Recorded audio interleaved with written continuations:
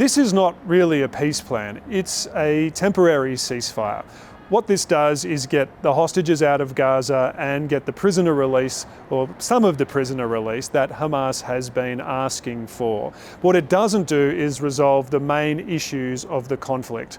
Hamas has been told by the US that this deal ends the war, but the only things that have been agreed so far is that Hamas will release all of the hostages and return the remains of the hostages that have died in exchange for a number of prisoners and detainees being released in Israel. Whether Israel fully withdraws, who will take control of security in Gaza, none of those things have been resolved, and they're very, very difficult things to resolve. All of those things could see this deal fall over, even in spite of President Trump's promises that this is the start of eternal peace in the Middle East. Hamas is essentially trusting President Trump to enforce these guarantees on Israel. And if he loses interest like he did after the first ceasefire, there's no telling what might happen. There's also a lot of opposition within the Israeli government to the deal, with plenty of government ministers saying Israel should retain the right to attack Hamas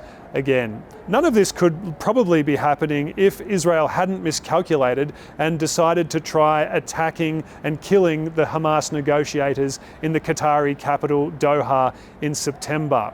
That attack failed, and it backfired badly because it sparked these big protests against Israel from the governments around the Gulf region, and also from Turkey and Egypt and Jordan, who are all key US allies in the Middle East.